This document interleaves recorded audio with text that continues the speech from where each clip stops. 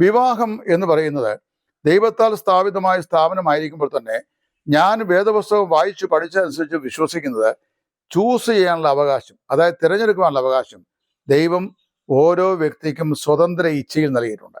എന്ന് പറഞ്ഞു കഴിഞ്ഞാൽ ഞാൻ എൻ്റെ ഭാര്യയെ തിരഞ്ഞെടുക്കുന്ന വിഷയത്തിൽ ഞാൻ ഏത് നിലയിലുള്ള ഒരു നിലപാടാണ് സ്വീകരിക്കേണ്ടത് എന്ന് തിരഞ്ഞെടുക്കാനുള്ള സ്വാതന്ത്ര്യം ദൈവം എനിക്ക് നൽകിയിട്ടുണ്ട്. അപ്പോൾ പ്രത്യേകിച്ച് ഒരു വിശ്വാസി വിവാഹം കഴിക്കുകയാണെങ്കിൽ കർത്താവിൽ വിശ്വസിക്കുന്ന ഒരാളുമായിട്ട് മാത്രമേ ആകാവൂ എന്ന് കർക്കശമായി പറഞ്ഞിട്ടുണ്ട്. അപ്പോൾ അങ്ങനെ വരുമ്പോൾ കർത്താവിൽ വിശ്വസിക്കുന്ന ഒരു യുവതിയെ എൻ്റെ ജീവിതത്തിൻ്റെ പങ്കാളിയായി തിരഞ്ഞെടുക്കാൻ എനിക്ക് സ്വാതന്ത്ര്യം നൽകിയിട്ടുണ്ട്. നമ്മുടെ പാസ്റ്റേഴ്സൊക്കെ പറയുന്ന പോലെ ഒരു വാരിയിലെ ദൈവം തമ്പുരാൻ നമുക്ക് വേണ്ടി മാത്രം ഇങ്ങനെ വേർതിരിച്ച് വെച്ചിരുന്നു. അത് മലബാറിലായിരുന്നു. തക്ക സമയം വന്നപ്പോൾ ദൈവം അങ്ങോട്ട് കൂട്ടിക്കൊണ്ടുപോയി അവിടുന്ന് ഈ വാരിയിൽ കൊണ്ടുവന്ന് കൂട്ടിച്ചേർത്തു. ഇങ്ങനെയുള്ള അതിശയോക്തി പ്രയോഗങ്ങളൊന്നും നമ്മൾ പറയാതെ ഇങ്ങനെ ചിന്തിച്ചാൽ മതി. മലബാറിൽ നിന്നോ തിരുവനന്തപുരത്തു നിന്നോ കൊട്ടാരക്കരയിൽ നിന്നോ കോട്ടയത്തു നിന്നോ തിരഞ്ഞെടുക്കാനുള്ള സ്വാതന്ത്ര്യം ദൈവം നമുക്ക് നൽകിയിട്ടുണ്ട്. 21-ാം നൂറ്റാണ്ടിൽ ജീവിച്ചിരിക്കുന്ന മാനവ സമൂഹം അതിഭയാനകമായ നിലയിൽ അഭിമുഖീകരിക്കേണ്ടി വരുന്ന ഒരു പ്രതിസന്ധി, സുപ്രധാനമായ ഒരു പ്രശ്നമാണ് വിവാഹം, വിവാഹമോചനം, പുനർവിവാഹം. ഈ 3 സമസ്യകൾ ജാതി, മത, വർഗ, വർണ്ണ, സാംസ്കാരിക വ്യത്യാസം കൂടാതെ മതത്തിന് വെളിയിൽ സൃഷ്ടിതാവായ ദൈവം മാനവരാശിയുടെ നന്മയ്ക്ക് വേണ്ടി സ്ഥാപിച്ച മഹത്തായ സ്ഥാപനമാണ് വിവാഹം എന്ന് പറയുന്നത്. വിശുദ്ധ വേദപുസ്തകത്തിൻ്റെ രേഖകൾ പ്രകാരം യഹോവയായ ദൈവം സൃഷ്ടിച്ച ആദി മനുഷ്യൻ താൻ ഏകനായിരിക്കുന്നത് നന്നല്ല എന്നും അവൻ്റെ ജീവിതത്തിന് ഒരു പങ്കാളിയെ ഉണ്ടായിരിക്കണമെന്നും തീരുമാനിച്ചത് ആദാമായിരുന്നില്ല, അവൻ്റെ സൃഷ്ടിതാവായ ദൈവമായിരുന്നു. ഇത് മനസ്സിൽ വെച്ചുകൊണ്ടായിരിക്കണം ജാതി മതഭേദങ്ങൾക്ക് അപ്പുറമായി വിവാഹം സ്വർഗത്തിൽ നടക്കുന്നുവെന്ന് എല്ലാ ആളുകളും വിശ്വസിക്കുകയും അംഗീകരിക്കുകയും ചെയ്യുന്നത്. അതുകൊണ്ട് വേദപുസ്തകം തന്നെ നൽകിയിട്ടുള്ള മഹത്തായ ഒരു സ്ഥാപനമാണ് വിവാഹം. ഇത് ഞാൻ പറയുമ്പോൾ 3 കാര്യങ്ങൾ ഓർപ്പിക്കട്ടെ. ദൈവത്താൽ സ്ഥാപിതമാകുന്ന 3 സ്ഥാപനങ്ങൾ മാത്രമേ ഭൂമിയിലുള്ളൂ. 1 കുടുംബം, 2 ദൈവസഭ, 3 ഭരണകൂടം. ഇത് 3 ദൈവമാണ് സ്ഥാപിച്ചത്. ഇവയിൽ 3-ൽ ആദ്യമായി ദൈവം സ്ഥാപിച്ചത് കുടുംബമാണ്. അത് കഴിഞ്ഞാണ് ദൈവത്തിൻ്റെ സ്ഥാപനമായ സഭ, പിന്നീട് ഭരണകൂടം വരുന്നു. ഇത് 3 ദൈവ സ്ഥാപിതമാകിയാൽ, അതായത് ദൈവത്താൽ സ്ഥാപിക്കപ്പെട്ട സ്ഥാപനമാകിയാൽ മനുഷ്യന് ഇതിൻ്റെ 3ൻ്റെയും വ്യവസ്ഥകളെയും നിയമങ്ങളെയും അഴിക്കുവാൻ യാതൊരു വിധമാകുന്ന അർഹതയുമില്ല. അതങ്ങനെ വരുമ്പോൾ ആത്യന്തികമായി 4 ഉദ്ദേശങ്ങളാണ് മനുഷ്യൻ്റെ വൈവാഹിക ജീവിതത്തെക്കുറിച്ച് ദൈവം വിഭാവന ചെയ്തത്. 1 പുരുഷന് ഒരു കൂട്ടാളി ഉണ്ടായിരിക്കുക. അതുകൊണ്ടാണല്ലോ ആദാമിൻ്റെ വാരിയലുകൾ 1 എടുത്ത് അതിനെ ഒരു സ്ത്രീയായി രൂപപ്പെടുത്തി അവളെ കൊണ്ടുവന്ന് അവൻ്റെ മുമ്പാകെ നിർത്തുമ്പോൾ ഇത് നിന്റെ ഭാര്യയാണെന്ന് ആദാമിനോട് ദൈവം പറഞ്ഞു കൊടുത്തില്ല. പറയാതെ തന്നെ അവൻ്റെ ശരീരത്തിൻ്റെ ഭാഗമാണ് അവളെന്ന് അവൻ തിരിച്ചറിഞ്ഞിട്ട് അവന് പറഞ്ഞു, ഇപ്പോൾ ഇതെൻ്റെ അസ്ഥിയിൽ നിന്ന് അസ്ഥിയും എൻ്റെ മാംസത്തിൽ നിന്ന് മാംസവും ആകുന്നു. ഇവളെ നരിൽ നിന്ന് എടുത്തിരിക്കയാൽ ഇവൾക്ക് നാരി എന്ന പേരാകും. വേദവികാരം മഹാകാവ്യത്തിൽ മഹാകവി കെ.വി. സൈമൺ സാർ ആ രംഗത്തെ വളരെ മനോഹരമായി വിവരിച്ചിട്ടുണ്ട്. ഉറക്കമുണർന്ന് അവൻ കണ്ണുകൾ മന്ദം തുറക്കും നേരം ഒരു ദിവ്യാം നാരീരത്നം കനൽക്കു നേരായി കിഴക്കുതിച്ച ഭാനു പോലെ നിൽക്കുന്നു വിഭാതത്തിൽ. എന്തു ഞാൻ കാണുന്നത് ഈ ചന്തമേറിയ കാഴ്ച ഹന്ത മിന്നലി ഭൂവിൽ വന്ന് പിണ്ഡിതാകൃതിയാകുകയോ. ചന്ദ്രനെ വെടിഞ്ഞെങ്കിൽ ചന്ദ്രിക വരാവതോ സാന്ദ്ര സൗഭാഗ്യതേ എന്തോരു നവമൂർത്തി എന്ന സ്ത്രീയെ പുരുഷൻ വിശേഷിപ്പിക്കുന്ന കാവ്യാത്മകമാകുന്ന രംഗം സൈമൺ സാറ് വേദവികാരത്തിൽ അവതരിപ്പിച്ചിട്ടുണ്ട്. അത്ര അനുഗ്രഹിക്കപ്പെട്ടൊരു സംവിധാനമാണ് കുടുംബം എന്ന് പറയുന്നത്. പിന്നെ നമ്മുടെ പാസ്റ്റേഴ്സും ഉപദേശിമാരും ഒക്കെ പ്രസംഗിക്കുമ്പോൾ വേദികളിലിരിക്കുന്ന ആളുകളെ ചിരിപ്പിക്കാൻ വേണ്ടി ഒരുപാട് ദൃഷ്ടാന്തങ്ങളും ഒക്കെ പറഞ്ഞും വിശദീകരണവും ഒക്കെ പറഞ്ഞും ഈ വിഷയത്തെ വിവരിക്കാറുണ്ട്. കൂടുമ്പോൾ ഇമ്പമുള്ളത് കുടുംബമാണെന്നും ഒക്കെ പറയുന്നത് നമ്മൾ സാധാരണയായി കേൾക്കാറുണ്ട്. എന്നാൽ ദൈവത്താൽ സ്ഥാപിതമായ ഒരു വിശിഷ്ട സ്ഥാപനമാണ് വിശുദ്ധ വിവാഹം. ഈ വിവാഹത്തിൽ ആദിയിൽ ദൈവം വെച്ചിരിക്കുന്ന വ്യവസ്ഥ എന്ന് പറയുന്നത് ഒരു പുരുഷന് ഒരു പുരുഷായുസിലേക്ക് ഒരു സ്ത്രീ തൻ്റെ ഭാര്യ. അതാണ് വിവാഹത്തെക്കുറിച്ച് ദൈവം വിഭാവന ചെയ്തിട്ടുള്ളത്. വിവാഹത്തെക്കുറിച്ച് പ്രശസ്തനായ ഒരു ദേവദാസൻ ഇങ്ങനെ പറഞ്ഞു, marriage is the only room which has got an entry door but no exit. എന്ന് പറഞ്ഞാൽ പ്രവേശന വാതിൽ ഉള്ളതും പുറത്തേക്ക് പോകാൻ വാതിലില്ലാത്തതുമായിട്ടുള്ള ഏക സ്ഥാപനമാണ് വിവാഹം. അത് വിവാഹ ജീവിതത്തിൻ്റെ സുസ്ഥിരതയെ കാണിക്കുന്നു. ഈ വിവാഹം ദൈവം സ്ഥാപിച്ചത് മനുഷ്യന്റെ ഏകാന്തത അകറ്റുക എന്നുള്ളതാണ് ഒന്നാമത്തെ ലക്ഷ്യം. രണ്ടാമത്തെ ലക്ഷ്യം, ദൈവ ഇഷ്ടപ്രകാരം മാനവരാശിയുടെ സന്താന വർധനവിന് വേണ്ടി ദൈവം നൽകിയിട്ടുള്ള ഏക ഉപാധിയാണ് വിവാഹം എന്ന് പറയുന്നത്. അതുകൊണ്ടാണ് എബ്രായ ലേഖനം 13 അധ്യായത്തിന്റെ 4 വാക്യത്തിൽ വിവാഹം എല്ലാവർക്കും മാന്യവും കിടക്ക നിർമ്മലവുമായിരിക്കട്ടെ. എല്ലാവർക്കും മാന്യം എന്ന് പറയുമ്പോൾ ബ്രദറുകാർക്കോ പെന്തക്കോസുകാർക്കോ മാർത്തോമക്കാർക്കോ യാക്കോബക്കാർക്കോ മാന്യമല്ല, സമസ്ത മാനവരാശിക്കും മാന്യമായ ഒരു സ്ഥാപനമാണ് വിവാഹം എന്ന് പറയുന്നത്. അത് ദൈവത്താൽ സ്ഥാപിതമാണ്, എല്ലാവർക്കും മാന്യമായ ഒരു ശുശ്രൂഷയാണ്. അപ്പോൾ ഈ വിവാഹ ജീവിതത്തിന്റെ അകത്താണ് സന്താനപുഷ്ടിയുള്ളവരായി മാനവരാശി പെരുകുവാൻ ദൈവം ക്രമീകരണം ചെയ്തിട്ടുള്ളത്.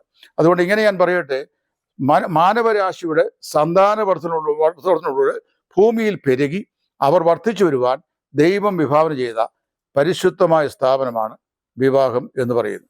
ഇനി വിവാഹത്തിന് മറ്റൊരു വിഷയം കൂടി ഉണ്ട്. കൊരിന്ത്യർക്ക് എഴുതിയ 1-ാം ലേഖനം അതിൻ്റെ 7-ാം അധ്യായത്തിൽ അപ്പോസ്തലനായ പൗലോസ് ഇങ്ങനെ പറയുന്നു: ദുർനടപ്പ് നിമിത്തം ഓരോരുത്തന് സ്വന്തം ഭാര്യയും ഓരോരുത്തർക്ക് സ്വന്തം ഭർത്താവും ഉണ്ടായിരിക്കട്ടെ. അവിടെ ഈ ദുർനടപ്പ് നിമിത്തം ഓരോരുത്തന് സ്വന്തം ഭാര്യയും സ്വന്തം ഭർത്താവും എന്നതിന് മൂലഭാഷയായി ഗ്രീക്കിൽ ഉപയോഗിക്കുന്ന പദത്തിന് അവിടെ ഇന്ദ്രിയ ജയം എന്ന് ഉപയോഗിക്കുന്ന പദത്തിന് വേണ്ടി ഉപയോഗിക്കുന്ന വാക്ക് വിൻഡോ ഷോപ്പിംഗ് എന്നാണ് വാസ്തവത്തിൽ അതിൻ്റെ ഇംഗ്ലീഷ് മീനിങ്. എന്ന് പറഞ്ഞു കഴിഞ്ഞാൽ അലഞ്ഞു തിരിഞ്ഞ് ഇങ്ങനെ നടക്കാതെ എന്ത് ചെയ്യട്ടെ, ഒരു സന്തുഷ്ടമായിരിക്കുന്ന വ്യവസ്ഥിതിയിൽ ഒന്നിച്ചു പാർക്കേണ്ടതിന് ദൈവം വെച്ചിരിക്കുന്ന ഒരു വ്യവസ്ഥയാണ് കുടുംബജീവിതം എന്ന് പറയുന്നത്. മനുഷ്യൻ്റെ വികാരജീവിയാണ്. അവന് വൈകാരികമായതൊരു മണ്ഡലം അവനിലുണ്ട്. അപ്പോൾ അവൻ്റെ വൈകാരികമായത് പ്രകൃതത്തിൻ്റെ ബഹിർഗമനത്തിന് ദൈവം വെച്ചിരിക്കുന്ന ദൈവവ്യവസ്ഥ പ്രകാരമായുള്ള വിശുദ്ധ സംസർഗത്തിൻ്റെ മാർഗമാണ് വിവാഹം. അതുകൊണ്ടാണ് നമ്മൾ പറയുന്നത്, ശാരീരിക ബന്ധം സ്ത്രീയും പുരുഷനുമായി വിവാഹ ജീവിതത്തിൻ്റെ വെളിയിലുള്ളതെല്ലാം ലൈംഗികമായ അരാജകത്വമാണ്, വ്യഭിചാരമാണ്, പരസംഗമാണ്, പാപമാണ് എന്ന് നമ്മൾ പറയുന്നു. നാലാമത് വിവാഹത്തിന് വേറൊരു ഉദ്ദേശം കൂടിയുണ്ട്. ഈ വിവാഹം എന്ന് പറയുന്നത് അനധിവിദൂര ഭാവിയിൽ കർത്താവായ യേശു ക്രിസ്തുവും തൻ്റെ രക്തത്താൽ വീണ്ടെടുക്കപ്പെട്ട ദൈവസമയിൽ ഇനിയും ഭാവിയിൽ നടക്കുവാൻ പോകുന്ന അനുഗ്രഹിക്കപ്പെട്ട ഒരു വിവാഹത്തിൻ്റെ ഒരു നാന്ദിയാണ്, എന്ന് പറയുന്ന ഒരു ഹ്രസ്വരൂപമാണ് ഭാര്യയും ഭർത്താവും. എഫേസ് ലേഖനം 5-ാം അധ്യായത്തിൽ അപ്പോസ്തലനായ പൗലോസ് അതേക്കുറിച്ച് പറയുമ്പോൾ, ഞാൻ ക്രിസ്തുവിനെയും സഭയെയും ഉദ്ദേശിച്ചത്രേ ഇത് നിങ്ങളോട് പറയുന്നത് എന്ന് പറയുന്നതിൽ നിന്ന് നമുക്കത് മനസ്സിലാക്കുവാൻ സാധിക്കുന്നു. അതുകൊണ്ട് വിവാഹ ജീവിതത്തിൻ്റെ പരസ്പര ബന്ധം എന്ന് പറയുന്നത് ആജീവനാന്തം ഉള്ള ഒന്നാണ്. ഇനി അതേക്കുറിച്ച് പറയുമ്പോൾ, ഭർത്താവ് ഭാര്യയോടും ഭാര്യ ഭർത്താവിനോടും ഉടമ്പടി ചെയ്താണ് ഭാര്യ ഭർത്താക്കന്മാരായി പ്രവേശിക്കുന്നത്. ഈ ഉടമ്പടി ബന്ധം എന്ന് പറയുന്നത് സ്ത്രീ പുരുഷനോടും പുരുഷൻ സ്ത്രീയോടും ചെയ്യുന്നതല്ല, സ്ത്രീയും പുരുഷനും അന്യോന്യം ദൈവത്തോട് ചെയ്യുന്ന ഉടമ്പടിയാണ്. അതുകൊണ്ട് വിവാഹ ബന്ധത്തിൽ സ്ത്രീയെയും പുരുഷനെയും കൂടാതെ മൂന്നാമത് അതിപ്രധാനിയായ ഒരു വ്യക്തിയുണ്ട്. ആ വ്യക്തിയാണ് ഒന്നാമത്തെ ആള്, അതാണ് ദൈവം. ദൈവത്തോടാണ് ഉഭയസമ്മതം ചെയ്യുന്നത്. ഉദാഹരണം പറഞ്ഞാൽ, ഈ ഗ്രേസ് എന്ന് പറയുന്ന ഞാൻ, മാത്യു എന്ന് പറയുന്ന അങ്ങേ ഇന്നു മുതൽ എൻ്റെ ജീവിതത്തിൻ്റെ ഏക ഭർത്താവായി സ്വീകരിച്ചിരിക്കുന്നു.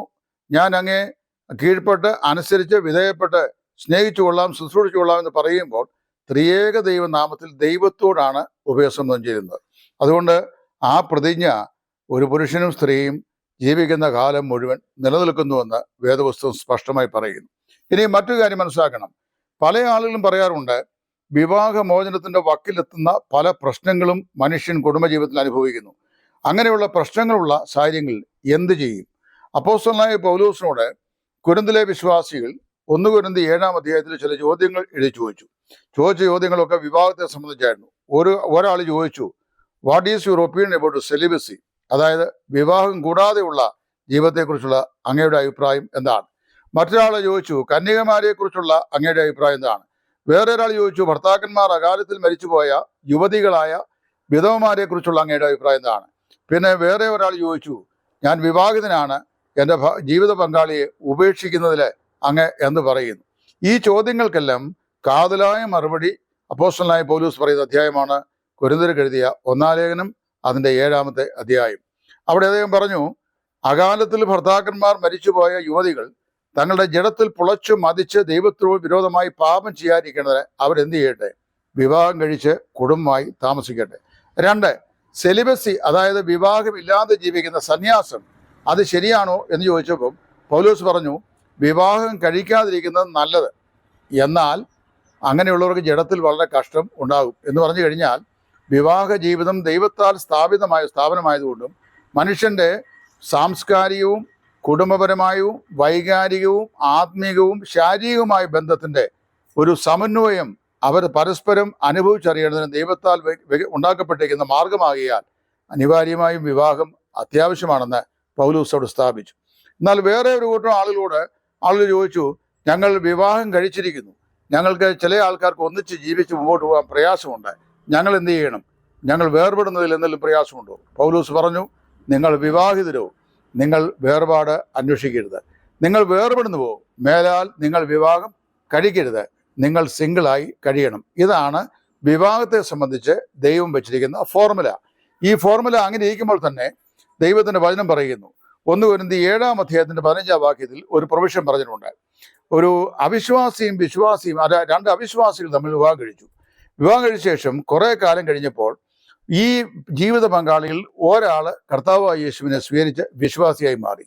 എന്നാൽ അവിശ്വാസിയായ ജീവിത പങ്കാളിക്ക് തൻ്റെ വിശ്വാസിയായി തീർന്ന പങ്കാളിയെ ഉൾക്കൊള്ളുവാനോ അവരുടെ വിശ്വാസം സ്വീകരിക്കുവാനോ ആ വിശ്വാസത്തിൽ തുടരുവാനോ മനസ്സില്ലാതെ അദ്ദേഹം പറഞ്ഞു, നിങ്ങളുടെ കൂടെ താമസിക്കാൻ എനിക്ക് ഇഷ്ടമില്ല, എനിക്ക് നിങ്ങളുടെ വിശ്വാസം സ്വീകാര്യമല്ല, അതുകൊണ്ട് എനിക്ക് നിങ്ങളുമായിട്ടുള്ള വിവാഹബന്ധം വേർപെട്ടു പോകണം. അങ്ങനെ പോകുന്ന സാഹചര്യത്തിൽ എന്ത് ചെയ്യും?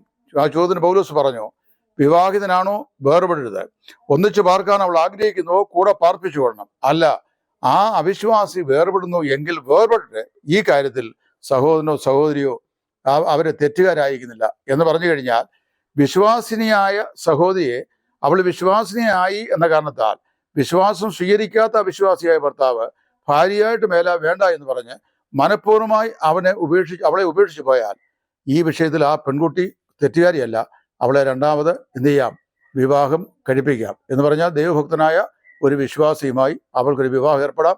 അതിനെ വ്യഭിചാരം എന്ന് വേദോത്സവം പറയുന്നില്ല. എന്നാൽ വിവാഹമോചനത്തെ മുഴുവൻ വ്യഭിചാരം എന്ന മുദ്രകുത്തി നമ്മൾ പറയുന്നത് ദൈവന പ്രകാരം തെറ്റാണ്. ഇപ്പൊ ഇന്ന് ക്രൈസ്തവ സമൂഹത്തിലെ 2-3 കൂട്ടമുള്ള ആൾക്കാർ, ഒന്ന്, ഏത് നിലയിലുള്ള വിവാഹമോചനവും പാപമാണെന്ന് പഠിപ്പിക്കുന്ന ഒരു കൂട്ടം ആളുകൾ. രണ്ടാമത്തെ ആളുകൾ ദൈവവചനം വിവാഹമോചനം നൽകിയിട്ടുള്ള പ്രൊവിഷൻ എന്താണ്? ഈ പ്രൊവിഷൻ ഒന്നിതാണ്, അതായത് അവിശ്വാസി മനഃപൂർവ്വമായി വേർപിരിയുന്നെങ്കിൽ അതിന് വിശ്വാസിയായ പങ്കാളി കുറ്റക്കാരി അല്ലെന്നാണ് പൗലോസ് പറയുന്നത്. വിശ്വാസിയായ പങ്കാളി നിഷ്കളങ്കയാണ്, അവൾക്ക് വിവാഹം കഴിക്കുക. എന്നാൽ 2 വിശ്വാസികൾ തമ്മിൽ വിവാഹം കഴിച്ച ശേഷം ആ വിശ്വാസികളായ ആളുകൾ മുമ്പോട്ടുള്ള അവരുടെ കുടുംബജീവിതത്തിൽ ഏതെങ്കിലും നില പൊട്ടിത്തെറികളോ മറ്റു പ്രശ്നങ്ങളോ അഭിപ്രായ വിഭിന്നതകളോ പ്രയാസങ്ങളോ ഒക്കെ ഉണ്ടായിക്കഴിഞ്ഞാൽ ഏത് മാർഗവും ചൊല്ലി വിവാഹം ഉപേക്ഷിക്കാൻ പാടില്ല. അവരൊന്നിച്ച് പാർക്കണം എന്നാണ് വിവാഹത്തിന്റെ ബാന്ധവത്വത്തിന്റെ പ്രമാണം പൗലോസ് അരക്കിട്ട് ഉറപ്പിച്ച് പ്രസ്താവിക്കുന്നത്. ഇനി അങ്ങനെ വരുമ്പോൾ ഇവിടെ പ്രസക്തമായ 2 ചോദ്യങ്ങൾ മത്തായിയുടെ സുവിശേഷം അതിന്റെ 19-ാം അധ്യായത്തിലും മത്തായിയുടെ സുവിശേഷം 5-ാം അധ്യായത്തിലും വരുന്നുണ്ട്. മത്തായിയുടെ സുവിശേഷം 5-ാം അധ്യായത്തിൽ യേശു ക്രിസ്തു ഇപ്രകാരം പറഞ്ഞു, പരസംഗ നിമിത്തമല്ലാതെ ഭാര്യയെ ഉപേക്ഷിക്കുന്ന ഏവനും എന്ത് ചെയ്യുന്നു? വ്യഭിചാരം ചെയ്യുന്നു. പരസംഗം, അതായത് ജീവിത പങ്കാളിയിൽ ഒരാൾ പരസംഗത്താൽ പിടിക്കപ്പെട്ടു, ആ ആളിനെ കൂടെ ജീവിച്ചു പോകാൻ വയ്യ എന്ന് പറഞ്ഞു കഴിഞ്ഞാൽ എങ്ങനെയാണ് ഈ സാഹചര്യം കൈകാര്യം ചെയ്യുന്നത്? ഇത് ക്രൈസ്തവ സമൂഹത്തിൽ പല ആളുകളും തെറ്റായി വ്യാഖ്യാനിക്കപ്പെടുന്ന ക്രിസ്തുവചനങ്ങളാണ്. ഞാൻ അതിൻ്റെ പശ്ചാത്തലം നമ്മൾ പറയാം. യഹൂദ സാംസ്കാരികതയിൽ വിവാഹം നിശ്ചയം കഴിയുന്നത് മുതൽ പുരുഷനെയും സ്ത്രീയെയും ഭാര്യയും ഭർത്താവും എന്നാണ് നാമകരണം ചെയ്യുന്നത്. ഉദാഹരണം, മറിയെ യഹൂദാഗോത്രത്തിൽപ്പെട്ട യോസേഫ് എന്ന് പറയുന്ന പുരുഷന് വേണ്ടി വിവാഹ നിശ്ചയം ചെയ്തിരുന്നു. അവർ ഇരുവരും കൂടി വരും മുമ്പേ അവൾ പരിശുദ്ധാത്മാവിനാൽ ഗർഭിണിയായി.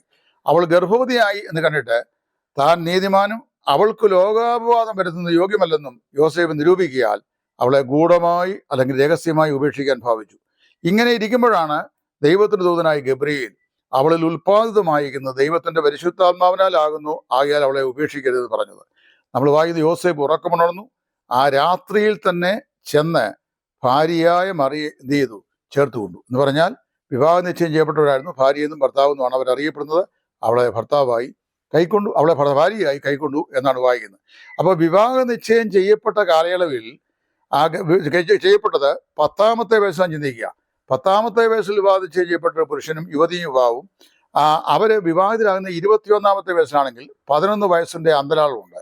ഈ 11 വയസ്സിൻ്റെ അന്തരാള സമയത്ത് ഈ വിവാഹ നിശ്ചയം ചെയ്യപ്പെട്ട ഏതെങ്കിലും ഒരു പങ്കാളിയിൽ ധാർമ്മികമായി ഏതെങ്കിലും ഒരു ഫെയിലിയർ, വിശേഷ ലൈംഗികമായിരുന്ന പരാജയം കണ്ടാൽ അവരെ വേണമെങ്കിൽ എന്ത് ചെയ്യാം, ഉപേക്ഷിക്കാം. അതിനുള്ള പെർമിഷൻ അല്ലെങ്കിൽ അനുവാദമാണ് മോശ ആവർത്തന പുസ്തകത്തിൽ ഇസ്രായേലിലേക്ക് നൽകിയത്.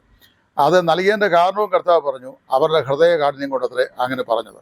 എന്നാൽ അതല്ലാതെ വേദപുസ്തകത്തിൽ പറയുമ്പോൾ ഒരു സ്ത്രീയെ ലൈംഗികമായ മണ്ഡലത്തിൽ അല്ലെങ്കിൽ പുരുഷൻ കുറ്റക്കാരനാണെന്ന് പിടിക്കപ്പെടുകയും അപ്പോൾ തന്നെ അവർ ഒന്നിച്ചു പാർക്കാൻ പരസ്പരം വിട്ടുവീഴ്ചയോടെ തയ്യാറാവുകയും ചെയ്താൽ യാതൊരു നിലയിലും വിവാഹമോചനത്തിന് ഒരു ഡോറ് വേദപുസ്തകത്തിൽ നമ്മൾ വായിക്കുന്നില്ല. ഇനി മത്തായിയുടെ സുവിശേഷം 19 വരാം.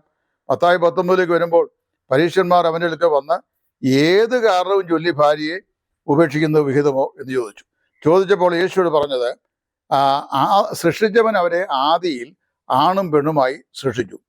അത് നിമിത്തം പുരുഷൻ അപ്പനെയും അമ്മയും വിട്ട് ഭാര്യയോട് പറ്റിച്ചേരും, ഇരുവരും ഒരു ദേഹമായി തീരും, ഈ മർമ്മം വലിയത് എന്ന് പറഞ്ഞു. ഇവിടെ പ്രസക്തമായ 2 ചോദ്യങ്ങളും അവരുടെ ഉത്തരങ്ങളുമുണ്ട്. പരീശന്മാരുടെ ചോദ്യം, at any reason can a man give up his wife? ഏത് കാരണം ചൊല്ലി ഒരു പുരുഷന് തൻ്റെ ഭാര്യയെ ഉപേക്ഷിക്കാമോ?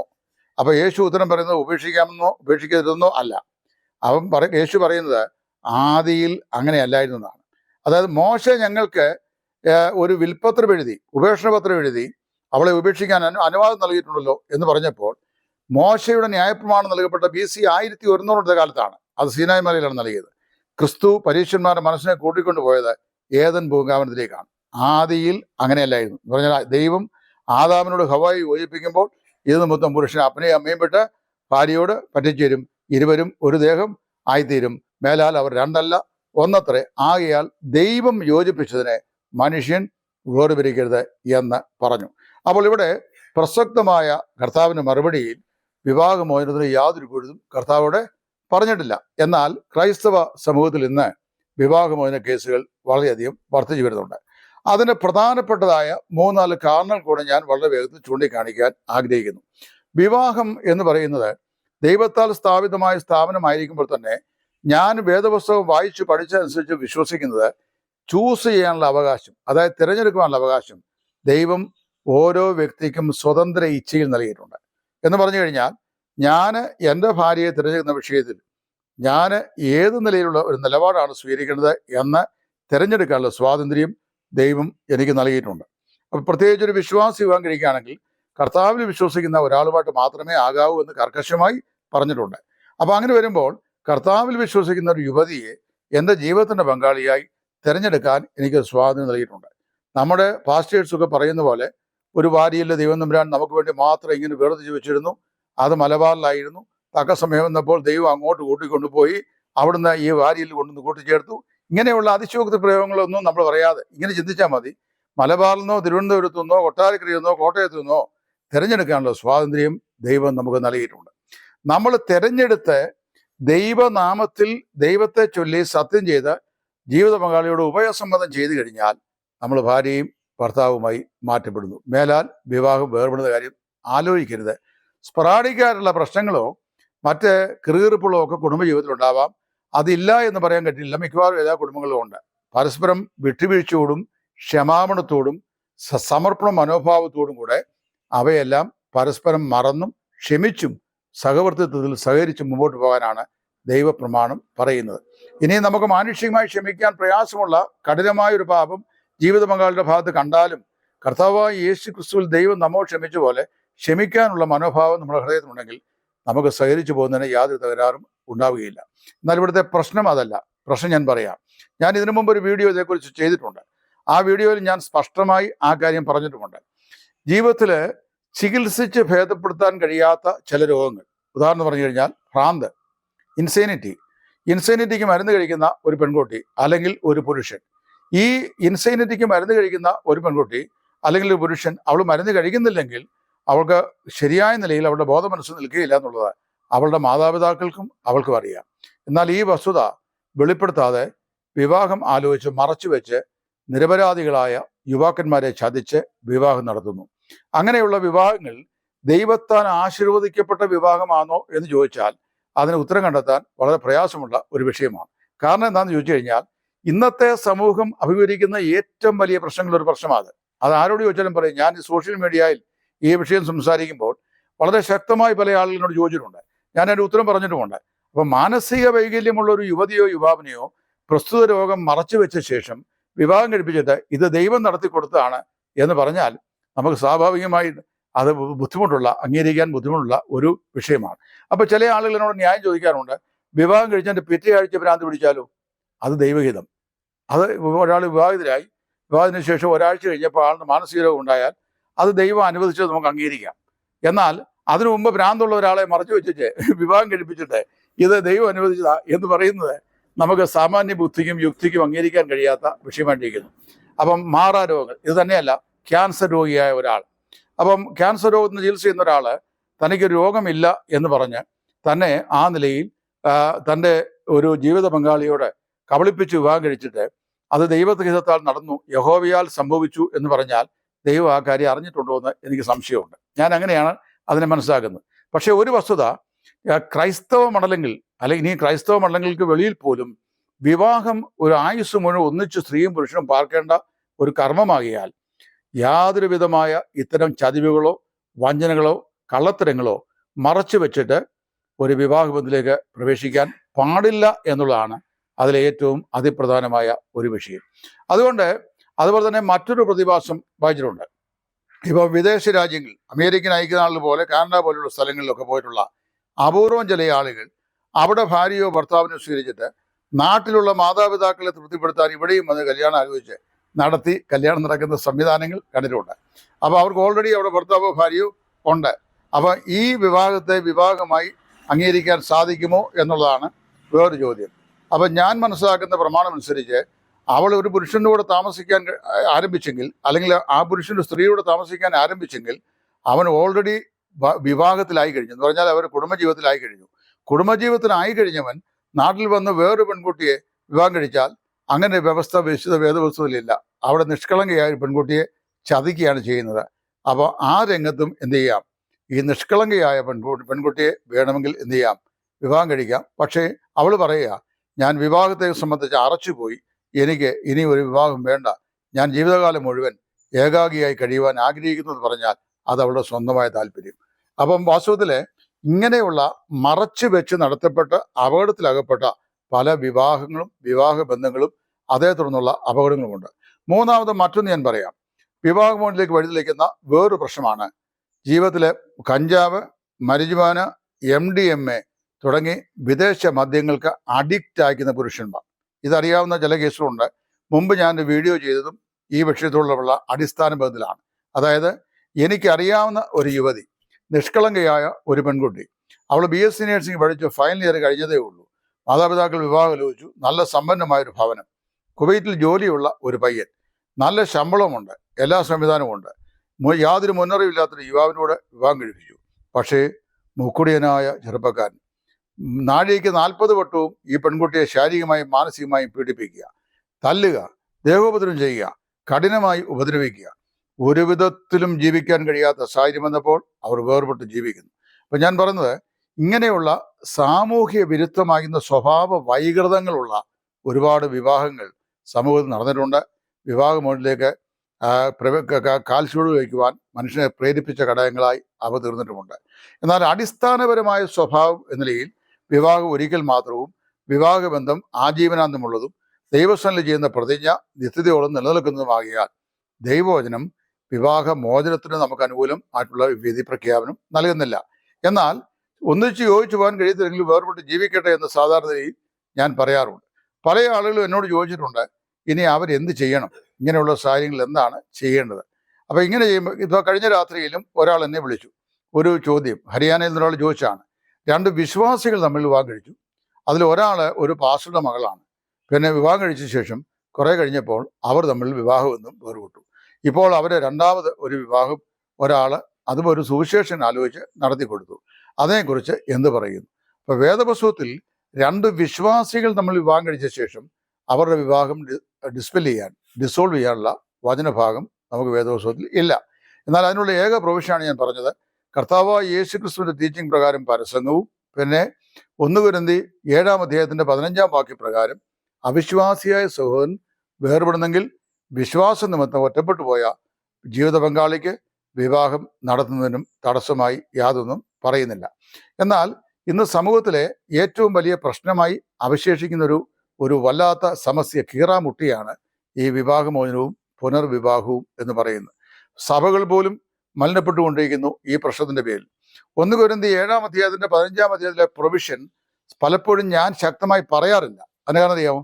പറയാറില്ലാത്തതിൻ്റെ ഒരു കാരണം, മിക്കവാറും ആളുകൾ അങ്ങനെയാണെങ്കിൽ ആ വാക്ക് എന്ന് പറയാൻ അവിശ്വാസി വേർപെടുന്നെങ്കിൽ വേർപെട്ടെ, വിശ്വാസിയാണെന്ന് ഞാൻ ചിന്തിച്ചു, പക്ഷേ കുറഞ്ഞ നാൾ ജീവിച്ചു വന്നപ്പോഴാണ് ഇവൻ ശരിയല്ല എന്ന് മനസ്സിലായത്, അതുകൊണ്ട് ഇവൻ അവിശ്വാസിയാണ്, അതുകൊണ്ട് എനിക്ക് ഇവനെ വേണ്ട എന്ന് പറഞ്ഞ് ആ പ്രൊവിഷൻ ദുരുപയോഗം ചെയ്തുകൊണ്ട് വിവാഹമോചനത്തിലേക്ക് പ്രവേശിക്കാൻ സാധ്യത വളരെ കൂടുതലുള്ളതുകൊണ്ട് ഞാൻ വളരെ ശക്തി കുറച്ച് മാത്രമേ 1 കൊരിന്ത്യർ 7:15 വ്യാഖ്യാനിച്ച് അതിനുള്ള മൗനാനുവാദം നൽകാറുള്ളൂ. എന്നാൽ വേദപുസ്തകത്തിൽ പൗലോസ് പറയുമ്പോൾ 1 കൊരിന്ത്യർ 7 ഇങ്ങനെ പറയാണ്, ദൈവം നമ്മെ സമാധാനത്തോടെ ജീവിക്കേണ്ടതിനായി വിളിച്ചിരിക്കുന്നു എന്ന് പറഞ്ഞു കഴിഞ്ഞാൽ ഭാര്യയും ഭർത്താവും ആജീവനാന്തം സമാധാനത്തോടെ ജീവിക്കാനാണ് ദൈവം അവരെ കുടുംബജീവിതത്തിൽ ആക്കിയിട്ടുള്ളത്. വിട്ടുവീഴ്ചകൾ വളരെ ആവശ്യമാണ്. പിന്നെ ചില സുവിശേഷകന്മാരും പാസ്റ്റർമാരും ഒക്കെ പ്രസംഗിക്കുന്നത് ഞാൻ കേട്ടിട്ടുണ്ട്. 30 വർഷക്കാലമായി ഞാൻ ഇന്നാരെ വിവാഹം കഴിച്ചു, ഞങ്ങളുടെ വീട്ടിൽ ഇന്ന് വരെ കമ്മ എന്നൊരു അക്ഷരം എൻ്റെ ഭാര്യയോട് ഞാനോ അവൾ എന്നോടോ പറഞ്ഞില്ലെന്ന് പറഞ്ഞാൽ അത് പച്ചക്കള്ളമാണെന്നാണ് അതിൻ്റെ അർത്ഥം. കാര്യം അങ്ങനെയൊന്നും പറയാൻ കഴിയുകയില്ല. അതുകൊണ്ട് ഞാൻ പറയട്ടെ, വിവാഹം എല്ലാവർക്കും മാന്യമാണ്, അത് വിശുദ്ധമായ കർമ്മമാണ്, ദൈവത്താൽ സ്ഥാപിതമാണ്, അതിന് എൻട്രി ഡോറേ ഉള്ളൂ, എക്സിറ്റ് ഡോർ ഇല്ല. ആജീവനാന്തം പുരുഷനും ഭാര്യ ഭർത്താക്കന്മാരായി ഒന്ന് ജീവിക്കണം. ഉടമ്പടി ചെയ്തത് ദൈവത്തോടാണ്. പിന്നെ ഏക പ്രൊവിഷൻ ഞാൻ പറഞ്ഞ ഈ ദൈവവചന ഭാഗമാണ്. ഇപ്പൊ വിവാഹത്തെ എല്ലാ സീരിയസ്നെസ്സോടും കൂടെ ദൈവവചനം പറയുന്ന വീക്ഷണത്തിൽ നാം കൈക്കൊള്ളുകയും സ്വീകരിക്കുകയും ചെയ്യുക. ചതിവിലും വഞ്ചനയിലും വിവാഹ ബന്ധങ്ങൾ ഏർപ്പെടാതിരിക്കുക, ഏർപ്പെടുവാൻ ആരെയും അനുവദിക്കാതിരിക്കുക. അത് വഞ്ചനയാണ്, പാപമാണ്. മേലാൽ ഇത്തരം കാര്യങ്ങൾ സൂക്ഷിക്കുവാനും ദൈവം നമ്മെ ഈ ദൂത് മുഖാന്തരം സഹായിക്കട്ടെ.